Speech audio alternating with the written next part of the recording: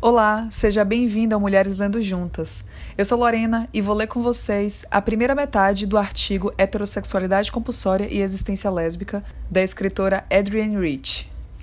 Antes de iniciar a leitura, eu quero lembrar que existem várias formas de estar fortalecendo o canal. Você pode seguir o conteúdo para acompanhar sempre que houver novos episódios, assim como dar 5 estrelas no Spotify, porque assim o conteúdo chega em mais e mais mulheres.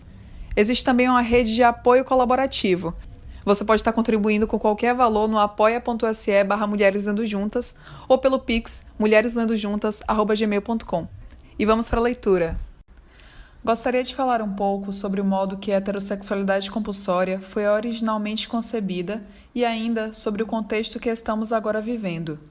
O texto foi escrito em parte com a proposta de desafiar o apagamento da existência lésbica de boa parte da literatura acadêmica feminista, um apagamento que eu sentia e sinto ser não apenas antilésbico, mas também antifeminista em suas consequências, além de distorcer igualmente a experiência das mulheres heterossexuais. Não foi escrito a fim de ampliar ainda mais as divisões, mas sim para encorajar as feministas heterossexuais no exame da heterossexualidade como uma instituição política que retira o poder das mulheres e, portanto, a mudá-la. Eu também esperava que outras lésbicas fossem sentir a profundidade e a amplitude de identificação e de vínculo entre mulheres, que tem permanecido como um tema constante, embora abafado, através da experiência heterossexual, e que isso se torne, de modo crescente, um impulso politicamente ativado, não apenas uma validação de vidas pessoais. Eu queria que o ensaio sugerisse novas formas de crítica a fim de incitar novas questões nas salas de aula e nos jornais acadêmicos, e que esboçasse, ao menos, alguma ponte entre as diferenças entre lésbicas e feministas. Eu queria, sobretudo, que as feministas passassem a achar mais problemático ler, escrever e ensinar a partir de uma perspectiva não examinada de heterocentricidade. Durante o período de 3 anos em que escrevi Heterossexualidade Compulsória, com a energia mesclada de esperança e desejo, as pressões para o conformismo tornaram-se mais intensas em uma sociedade com a atmosfera crescentemente conservadora. As mensagens da nova direita, dirigidas às mulheres, têm sido, precisamente, as de que nós somos parte da propriedade emocional e sexual dos homens e que a autonomia e a igualdade das mulheres ameaçam a família, a religião e o Estado. As instituições nas quais as mulheres são tradicionalmente controladas, a maternidade em contexto patriarcal, a exploração econômica, a família nuclear, a heterossexualidade compulsória, têm sido fortalecidas através da legislação, como fiat religioso, pelas imagens midiáticas e por esforços de censura.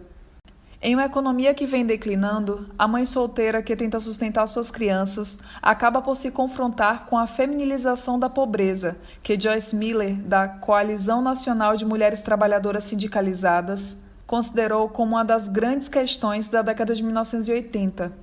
Se ela não se disfarça, a lésbica enfrenta discriminação quando procura aluguel, ou então perseguição e violência nas ruas. Mesmo dentro de instituições influenciadas pelo feminismo, tais como os abrigos de mulheres agredidas e os programas acadêmicos dos estudos de mulheres, lésbicas assumidas são demitidas e outras são persuadidas a ficar no armário. Abrigar-se no semelhante, a assimilação para aquelas que assim o conseguem, é a mais passiva e debilitante das respostas à repressão política, à insegurança econômica e à renovada temporada de caça da diferença. Gostaria de notar que o registro da violência masculina contra as mulheres, especialmente dentro de casa, tem se acumulado rapidamente no período. Ao mesmo tempo, no terreno da literatura, que retrata os vínculos e a identificação entre mulheres como essenciais para a sobrevivência feminina, uma corrente regular de crítica e de produção textual tem surgido entre as mulheres de cor em geral e as lésbicas de cor em particular.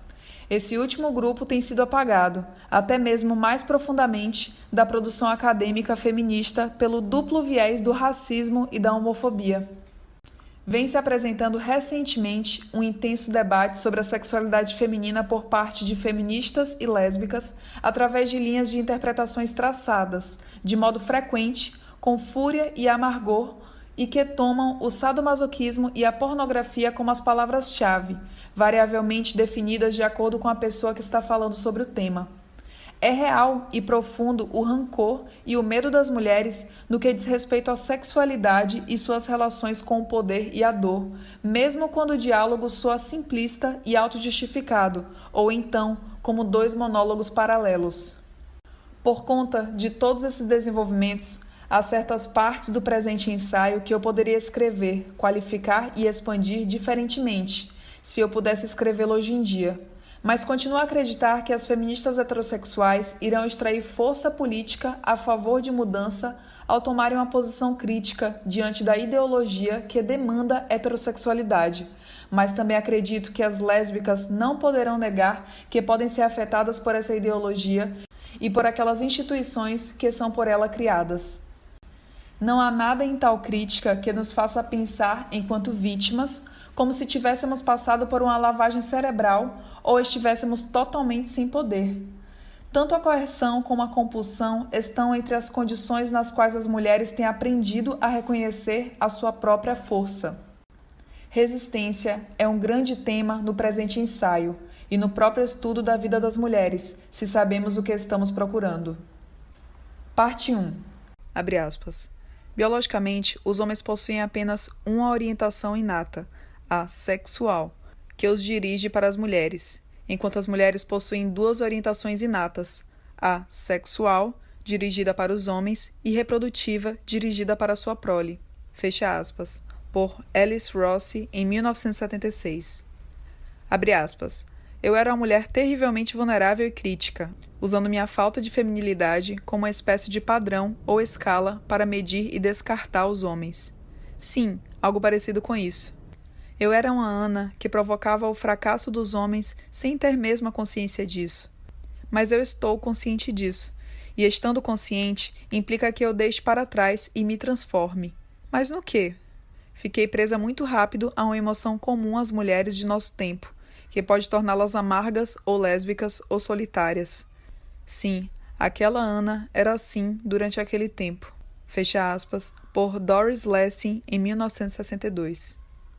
A via da heterossexualidade compulsória, por meio da qual a experiência lésbica é percebida através de uma escala que parte do desviante ao odioso ou a ser simplesmente apresentada como invisível, poderia ser ilustrada a partir de muitos textos, além dos dois precedentes.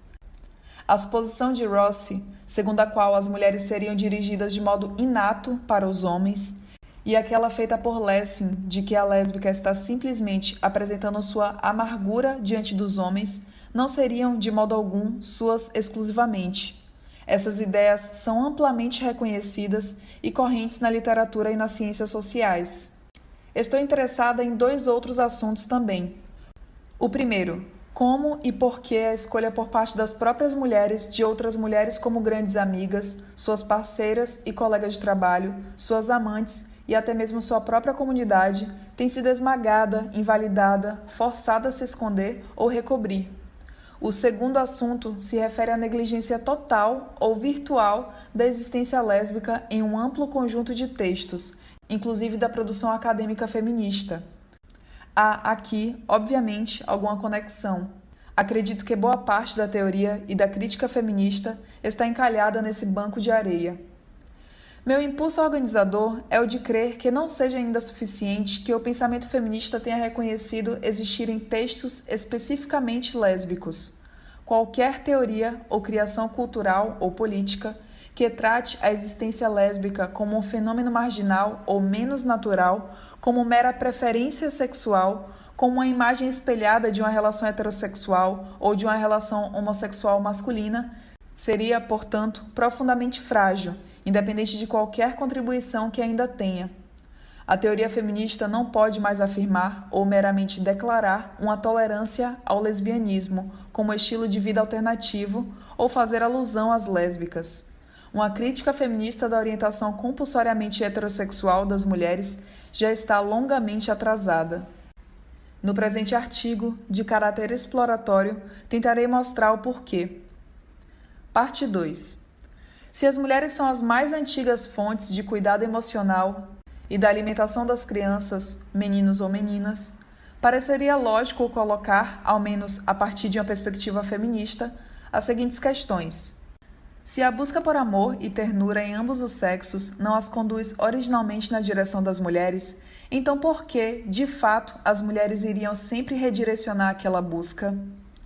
Por que a sobrevivência da espécie, os meios de impregnação e as relações erótico-emocionais deveriam ter se tornado tão rigidamente identificados entre si?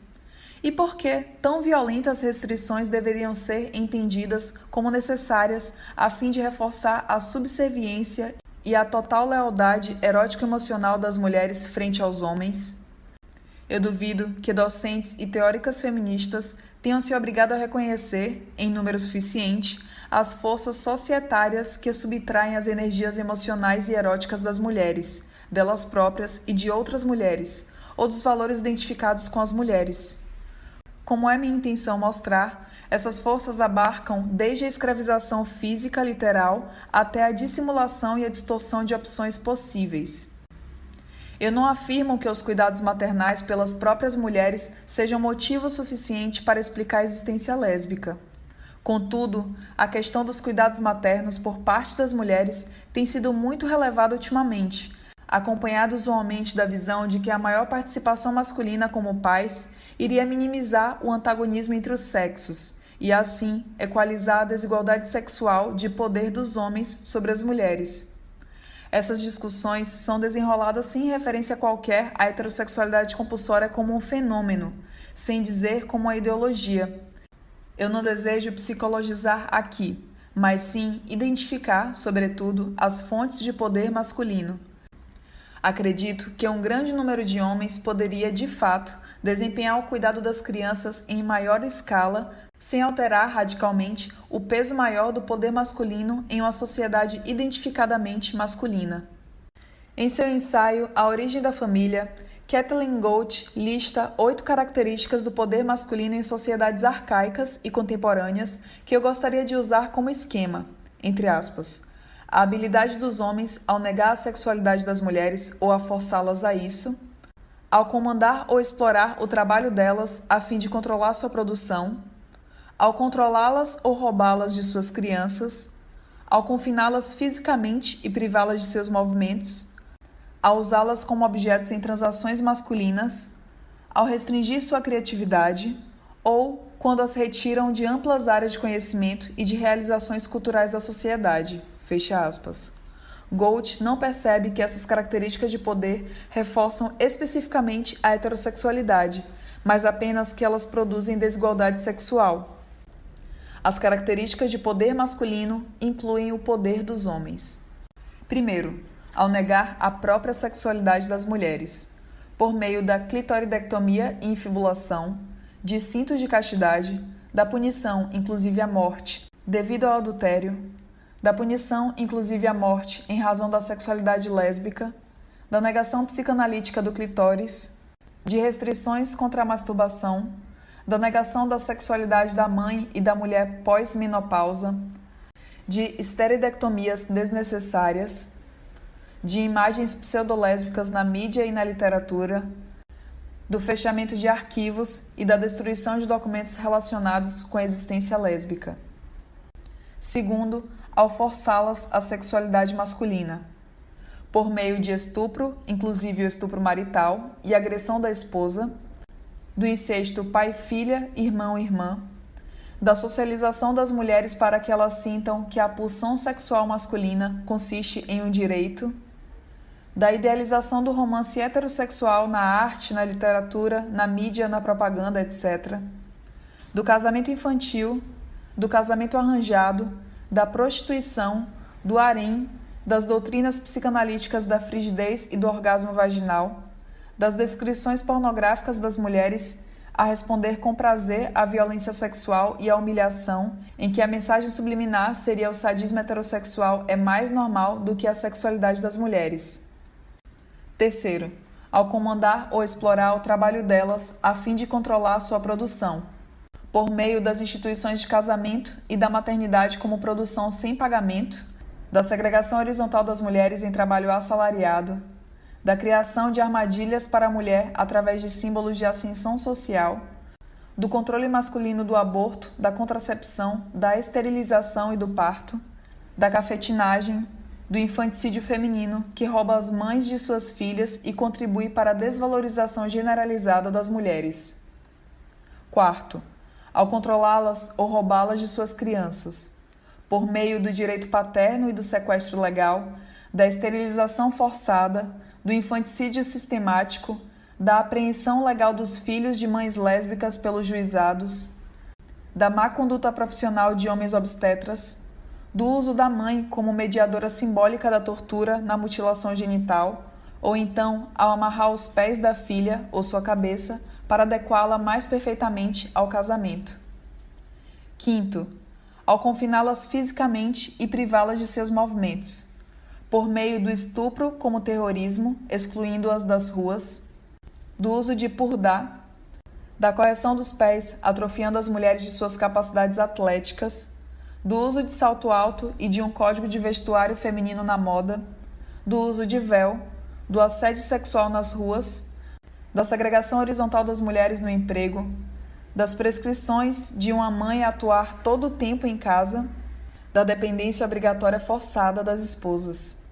Sexto, a usá-las como objetos em transações masculinas, pelo uso das mulheres como presentes, pelo dote ou preço da noiva, pela cafetinagem, pelo casamento arranjado, pelo uso das mulheres como divertimento a fim de facilitar os negócios masculinos, em geral, a esposa como anfitriã ou a garçonete de coquetel vestida de titilação sexual masculina, garotas como acompanhantes e garotas de programa, como coelhinhas, gueixas, prostitutas kissaeng, secretárias. Sétimo, ao restringir sua criatividade, com a perseguição de bruxas e campanhas contra parteiras e curandeiras e nos progons contra mulheres independentes não assimiladas, a definição das buscas e intenções masculinas como mais valiosas do que as femininas em qualquer cultura, o que faz com que os valores culturais se tornem a corporificação da subjetividade masculina, a restrição da satisfação pessoal feminina apenas para o casamento e maternidade, a exploração sexual das mulheres por homens artistas e professores, a interrupção social e econômica das aspirações criativas das mulheres, o apagamento das tradições femininas. E oitavo, ao retirá-las de amplas áreas de conhecimento e de realizações culturais da sociedade, por meio da não educação das mulheres, do grande silêncio quanto às mulheres e particularmente da existência de lésbicas na história e na cultura, do monitoramento por sexo como um fator para desviá-las da esfera das ciências, da tecnologia e de outras profissões masculinas, entre aspas, dos laços sociais e profissionais masculinos que excluem as mulheres, da discriminação das mulheres nas profissões. Esses são alguns dos métodos pelos quais o poder masculino é manifestado e mantido. Observando todo o esquema, o que certamente impressiona é, sobretudo, o fato de que nós não estamos confrontando apenas a manutenção simples da desigualdade e da posse de propriedade, mas também um feixe difuso de forças que abarcam desde a brutalidade física até o controle da consciência, o que sugere que uma enorme contraforça potencial vem sendo restringida. Algumas das formas de o poder masculino se manifestar são mais facilmente reconhecidas do que outras, ao reforçar a heterossexualidade sobre as mulheres. No entanto, cada uma das que eu listei vem adicionar-se ao feixe de forças pelo qual as mulheres têm sido convencidas de que o casamento e a orientação sexual voltada aos homens são vistos como inevitáveis componentes de suas vidas, mesmo se opressivos e não satisfatórios. O cinto de castidade, o casamento infantil, o apagamento da existência lésbica, exceto quando vista como exótica ou perversa, na arte, na literatura e no cinema, e a idealização do amor romântico e do casamento heterossexual são algumas das formas óbvias de compulsão, as duas primeiras expressando força física, as duas outras expressando o controle da consciência feminina. Enquanto a clitoridectomia vem sendo atacada pelas feministas como uma forma de tortura das mulheres. Em primeiro lugar, Kathleen Berry alerta que isso não é apenas o modo de tornar uma jovem mulher em uma apropriada para o casamento através de uma cirurgia brutal. Pretende-se com isso que as mulheres em estreita proximidade dentro de um casamento polígamo não possam ter relações sexuais entre si, que as conexões eróticas femininas, partindo de uma perspectiva genital fetichista masculina, sejam literalmente extirpadas, mesmo em uma situação de segregação dos sexos. Como influência sobre a consciência, a função da pornografia é atualmente uma grande questão pública de nossos tempos, quando a indústria multibilionária tem o poder de disseminar imagens visualmente degradantes, crescentemente sadísticas das mulheres. Contudo, mesmo a propaganda e a pornografia, digamos, leves, apresentam as mulheres como objetos de apetite sexual sem nenhum conteúdo emocional, sem qualquer significado individual ou personalidade, essencialmente como uma mercadoria sexual a ser consumida por homens. A chamada pornografia lésbica, criada para o olhar voyeurístico masculino, é igualmente vazia de conteúdo emocional e personalidade individual. A mensagem mais perniciosa transmitida pela pornografia é a de que as mulheres são presas sexuais naturais dos homens e que elas gostam disso, que sexualidade e violência são congruentes e que para as mulheres o sexo é essencialmente masoquista, uma humilhação prazerosa, um abuso físico erotizado. Porém, junto dessa mensagem vem outra, nem sempre reconhecida, de que a submissão imposta e o uso de crueldade, se acontece com um casal heterossexual, é sexualmente normal, enquanto a sensualidade entre mulheres, inclusive mutualidade erótica e respeito, é estranha, doentia, mesmo pornográfica em si mesma e não muito excitante, quando é comparada com a sexualidade de chicotes, das cordas e dos nós. A pornografia não cria simplesmente uma atmosfera na qual sexo e violência sejam intercambiáveis. Ela amplia o conjunto de comportamento considerado aceitável para os homens em seus intercursos heterossexuais, comportamento que retira das mulheres reiteradamente de sua autonomia, de sua dignidade e de seu potencial sexual, inclusive o potencial de amar e ser amada por mulheres com mutualidade e integridade. Em seu brilhante estudo Assédio Sexual de Mulheres Trabalhadoras, um caso de discriminação sexual, Catherine McKinnon delineia a interseção entre economia e heterossexualidade compulsória. No capitalismo, as mulheres são segregadas horizontalmente por gênero e ocupam uma posição estrutural inferior no ambiente de trabalho. Não há nada de novo nisso, mas McKinnon coloca a questão do porquê. Ainda que o capitalismo requeira algum recrutamento de indivíduos para ocupar posições mal pagas e de baixo status, tais pessoas devem ser biologicamente mulheres. Ela ainda nota o fato de os empregadores homens frequentemente não contratarem mulheres qualificadas, mesmo quando eles podem pagá-las menos, o que vem a sugerir que há algum motivo a mais do que o lucro. Ela cita material muito rico que documenta o fato de que as mulheres não sejam somente segregadas em empregos de serviço mal pago, como secretárias, empregadas domésticas, datilógrafas, operadoras de telefone, babás, garçonetes, mas a própria sexualização das mulheres faz parte do trabalho.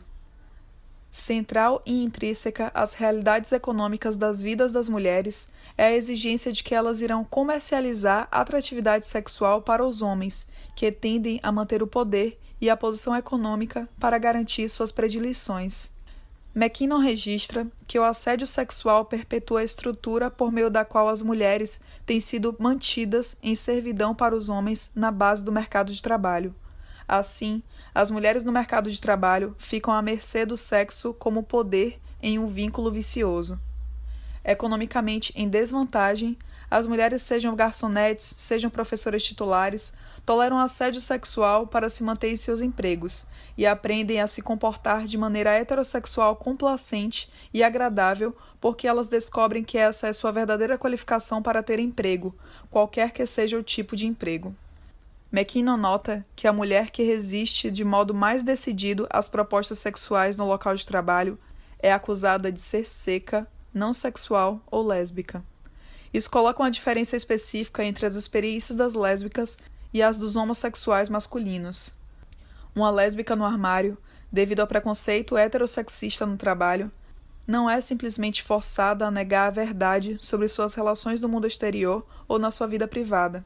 Seu emprego depende de que ela finja ser não apenas heterossexual, mas também uma mulher heterossexual em termos de seu vestuário, ao desempenhar um papel feminino, atencioso, de uma mulher de verdade.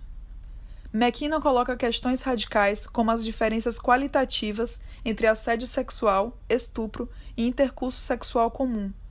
Como o acusado de estupro reportou, ele não usou muito mais a força do que a usualmente feita pelos homens durante as preliminares. Ela critica Susan Brown Miller por separar o estupro do objetivo final da vida cotidiana pela premissa, não examinada, de que o estupro é violência, intercurso é sexualidade, removendo completamente, então, o estupro da esfera sexual. De modo mais crucial, ela argumenta que, ao tirar o estupro do domínio do sexual, colocando-o no domínio do violento, possibilita que alguém seja contra o estupro sem colocar quaisquer questões sobre o alcance no qual a instituição da heterossexualidade inclui a força como parte normal das preliminares.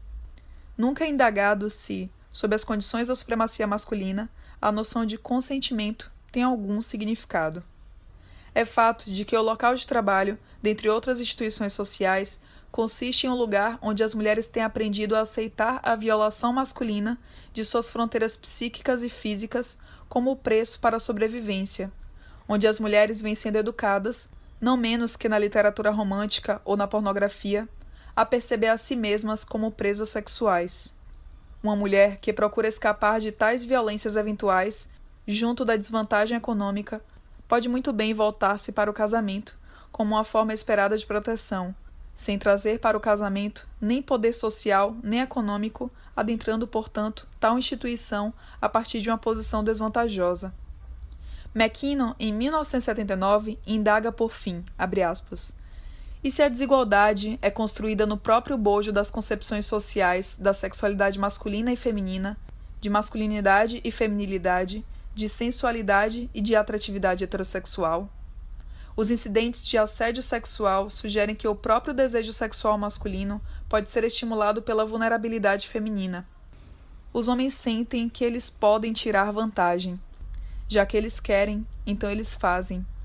O exame do assédio sexual, porque os episódios parecem precisamente lugar comum, força qualquer um a confrontar o fato de que normalmente o intercurso sexual ocorre entre desiguais econômicos, como também físicos. A aparente exigência legal de que as violações da sexualidade das mulheres revelem-se fora do comum, antes que eles sejam punidos, ajuda a prevenir as mulheres de definir as condições normais de seu próprio consentimento. Fecha aspas. Dada a natureza e a extensão das pressões heterossexuais, a cotidiana eroticização da subordinação da mulher, tal como McKinnon coloca, questiona a perspectiva mais ou menos psicanalítica de que a necessidade masculina de controlar sexualmente as mulheres resulta de algum medo primal masculino das mulheres e da insaciabilidade sexual das mulheres. Parece ser mais provável que os homens tenham medo, não realmente de serem forçados aos apetites sexuais das mulheres, ou de que as mulheres queiram sufocá-los e devorá-los, mas de que as mulheres possam ser completamente indiferentes a eles, de que os homens possam se permitir acesso sexual e emocional, portanto econômico, às mulheres, nos termos exclusivos delas. De outra forma, eles seriam deixados na periferia da matriz. Os meios de assegurar o acesso sexual masculino às mulheres mereceu recentemente uma rigorosa investigação de Kathleen Berry. Ela registra evidências extensivas e inacreditáveis da existência, em grande escala, da escravidão internacional de mulheres, instituição já conhecida como escravidão branca, que de fato tem envolvido e presentemente ainda envolve mulheres de todas as raças e classes. Na análise teórica derivada de sua pesquisa, Berry faz a conexão entre todas as condições forçadas sob as quais as mulheres ficam assujeitadas aos homens: prostituição, estupro conjugal, incesto pai-filha e irmão-irmã, espancamento de esposas, pornografia, preço da noiva, venda de filhas, purdah, a mutilação genital. Ela encara o estupro como um paradigma, sendo a vítima do assalto sexual responsabilizada por sua própria vitimação, que leva à racionalização e à aceitação de outras formas de escravização, nas quais se presume que a mulher escolheu seu destino, que o adotou passivamente ou por ter cortejado perversamente através de comportamento não casto ou arrojado.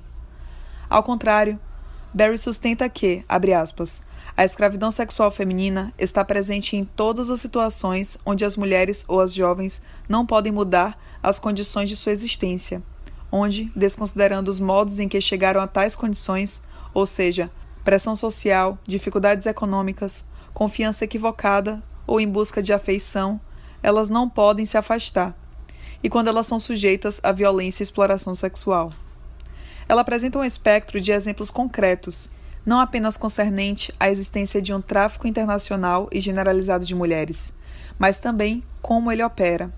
Se na forma do chamado Canal do Minnesota, direcionando loiras de olhos azuis, fugitivas do meio-oeste norte-americano para Times Square, no meio de Nova York, na aquisição de mulheres jovens a partir da pobreza rural da América Latina e do Sudeste Asiático, ou ainda ao prover matadouros para as migrantes trabalhadoras do 18º Arrondissement de Paris.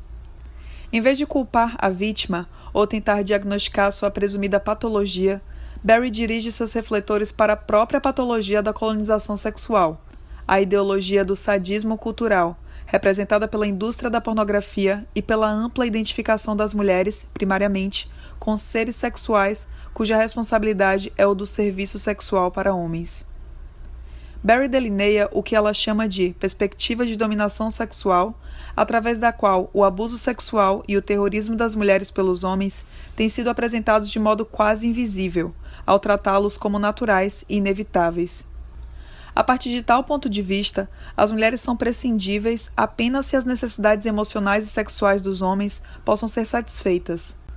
Seu livro tem o propósito político de substituir tal perspectiva de dominação por um padrão universal de liberdade básica para as mulheres quanto à violência específica de gênero, quanto às restrições de movimento e quanto ao direito masculino de acesso sexual e emocional.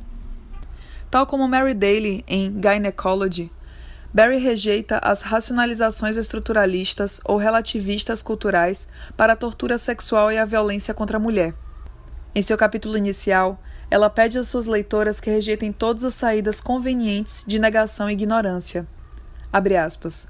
O único modo que nós podemos deixar de nos esconder, de romper as nossas defesas paralisadas, é saber tudo. Tudo sobre a ampla extensão da violência sexual e da dominação das mulheres. Ao sabermos, ao nos defrontarmos diretamente, poderemos aprender a mapear nosso caminho além da opressão, ao visionar e ao criar um mundo em que evitará a escravidão sexual. Até nomearmos sua prática, darmos sua definição conceitual e sua forma, ilustrarmos sua existência ao longo do tempo e do espaço, aquelas que são suas mais óbvias vítimas não serão capazes de nomeá-la ou definir sua experiência. Fecha aspas. Em graus e modos diferentes, todas as mulheres são vítimas, e parte do problema da nomeação e de conceituação da escravidão sexual feminina está, tal como Barry claramente observa, na heterossexualidade compulsória. A heterossexualidade compulsória simplifica a tarefa do proxeneta e do cafetão nos círculos e centros eróticos mundiais da prostituição, enquanto, na privacidade da vida familiar, leva as filhas a aceitarem o incesto e estupro de seu pai, a mãe a negar que isso esteja acontecendo, a esposa agredida a continuar vivendo com seu marido abusivo. Amizade ou amor são a principal tática do proxeneta, cujo trabalho é dirigir a fugitiva ou a jovem confusa para o cafetão para dar algum tempero.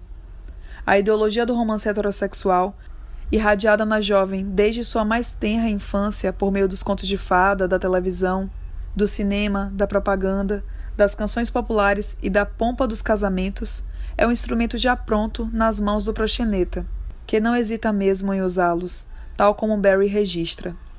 Em grande medida, a doutrinação prematura das mulheres pelo amor como emoção pode ser um conceito ocidental, mas uma ideologia mais universal subentende a primazia e o conceito incontrolável da pulsão sexual masculina. Essa é uma das muitas contribuições que conseguimos pelo trabalho de Barry. Abre aspas.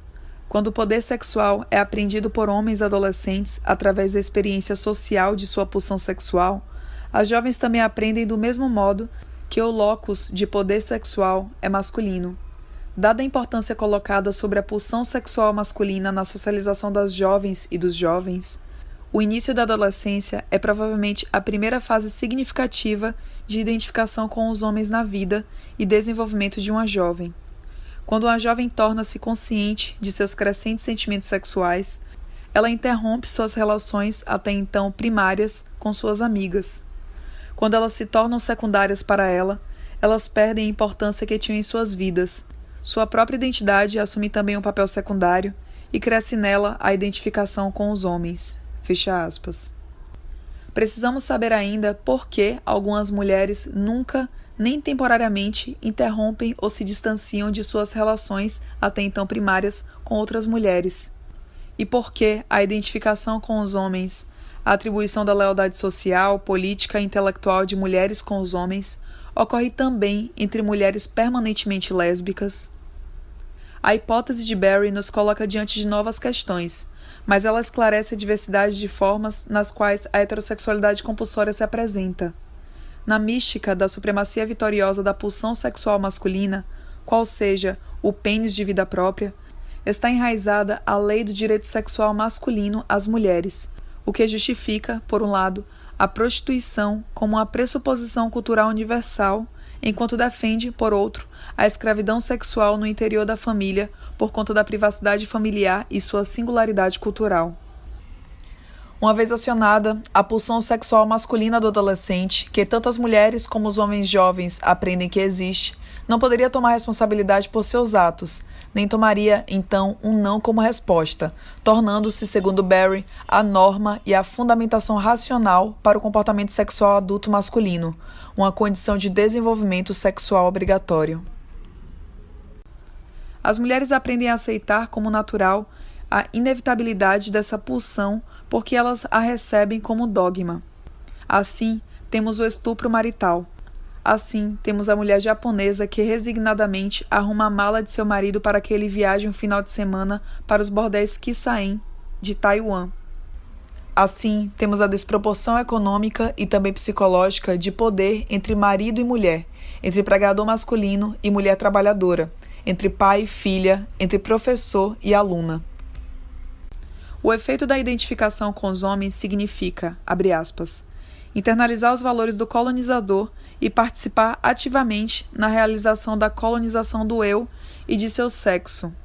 A identificação com os homens é o ato por meio do qual as mulheres colocam os homens acima das mulheres, inclusive de si mesmas, em credibilidade, status e importância na maioria das situações, desconsiderando a qualidade comparativa que as mulheres possam trazer para a situação. A interação com as mulheres é vista como uma forma menor de se relacionar em todos os níveis. Fecha aspas. O que merece investigação suplementar é a duplicidade de ideias opostas em que muitas mulheres se encontram e que nenhuma mulher está livre de modo permanente e completo. Apesar das relações de mulher para mulher, das redes de apoio feminino, do sistema de valores da mulher e do sistema feminista, dos quais a mulher depende e aprecia, a doutrinação em termos da credibilidade e do status masculino podem ainda criar sinapses no pensamento, negação de sentimento, ideias sugestionadas e uma confusão sexual e intelectual profunda. Cito aqui uma carta que recebi no dia em que eu estava escrevendo essa parte do texto. Abre aspas. Eu tenho mantido relações muito ruins com homens e estou agora no meio de uma separação muito dolorosa. Estou tentando encontrar minhas forças através das mulheres. Sem minhas amigas, eu não poderia sobreviver. Fecha aspas. Quantas vezes por dia mulheres têm repetido essas mesmas palavras ou as têm pensado e escrito? Quão frequente a sinapse tem sido reafirmada? Berry sintetiza suas descobertas, abre aspas. Ao considerarmos o desenvolvimento sexual obrigatório, que estende-se como normal na população masculina, e considerando o número de homens que são cafetões, proxenetas, membros de gangues de escravidão, oficiais corruptos que participam deste tráfico, proprietários e empregadores de bordéis, estalagens e de locais de entretenimento, provedores de pornografia associados com prostituição, espancadores de esposas, molestadores de crianças, perpetradores de incesto, clientes de prostituição e estupradores, não se pode apenas ficar chocado, por um momento, pela enorme população masculina que está engajada na escravidão sexual feminina. O grande número de homens engajado em tais práticas deveria ser a causa de uma declaração de emergência internacional, uma crise de violência sexual. Mas o que deveria ser a causa para alarme é, ao invés disso, aceito como um intercurso sexual normal. Fecha aspas. Em uma rica e provocadora, embora altamente especulativa dissertação, Susan Kevin sugere que o patriarcado tornou-se possível quando o bando feminino original, que incluía crianças, mas expulsava os machos adolescentes, passou a ser invadido e superado em número por machos. Ela considerou que não foi o casamento patriarcal, mas o estupro da mãe por seu filho que se constituiu o primeiro ato de dominação masculina. A cunha, ou a alavanca de entrada, que permite que isso ocorra, não é apenas uma simples mudança nas proporções sexuais. É também o laço mãe-filho, manipulado por machos adolescentes, a fim de permanecer dentro da matriz, mesmo após a idade de exclusão. A afeição maternal é usada para estabelecer o direito masculino de acesso sexual, que, porém, deve ser sempre mantido depois pela força, ou através do controle da consciência, pois o laço adulto original mais profundo é aquele de mulher com mulher. Acho essa hipótese extremamente sugestiva, afinal, uma das formas de falsa consciência que serve à heterossexualidade compulsória é a manutenção da relação mãe-filho entre mulheres e homens, inclusive a partir da demanda de que as mulheres provenham conforto materno, cuidado sem julgamentos e compaixão com seus molestadores, estupradores e espancadores, assim como os homens que passivamente as vampirizam. Quando nós encaramos de modo mais crítico e claro a abrangência e a elaboração das medidas formuladas a fim de manter as mulheres dentro dos limites sexuais masculinos, quaisquer que sejam suas origens, torna-se uma questão inescapável que o problema que as feministas devem tratar não é simplesmente a desigualdade de gênero, nem a dominação da cultura por parte dos homens, nem qualquer tabu contra a homossexualidade, mas, sobretudo, o reforço da heterossexualidade para as mulheres como um meio de assegurar o direito masculino de acesso físico, econômico e emocional a elas. Um dos muitos meios de reforço é, obviamente, deixar invisível a possibilidade lésbica, um continente engolfado que emerge à nossa vista de modo fragmentado de tempos em tempos, para depois voltar a ser submerso novamente. A pesquisa e a teoria feminista que contribuem para a invisibilidade ou a marginalização lésbica estão realmente atuando de modo contrário à libertação e ao empoderamento das mulheres como um grupo. A suposição de que a maioria das mulheres é heterossexual de modo inato coloca-se como um obstáculo teórico e político para o feminismo. Permanece como uma suposição defensável, em parte porque a experiência lésbica tem sido apagada da história ou catalogada como doença, em parte porque tem sido tratada como algo excepcional, mais do que intrínseco. Mas isso também se dá, em parte, porque ao reconhecer que para muitas mulheres a heterossexualidade pode não ser uma preferência, mas algo que tem sido imposto, administrado, organizado, propagandeado e mantido por força, o que é um passo imenso a tomar se você se considera livremente heterossexual de modo inato. No entanto, o fracasso de examinar a heterossexualidade como uma instituição é o mesmo que fracassar ao admitir que o sistema econômico conhecido como capitalista ou sistema de casta do racismo são mantidos por uma variedade de forças, incluindo tanto a violência física como a falsa consciência. Tomar passo a favor do questionamento da heterossexualidade como uma preferência ou escolha das mulheres e, assim, fazer o trabalho intelectual e emocional que vem a seguir, irá exigir coragem de uma qualidade especial das feministas que se definem como heterossexuais, mas acho que a recompensa será grande. Uma libertação do pensamento, a exploração de novos caminhos, a dissolução de outro grande silêncio e uma nova claridade nas relações interpessoais.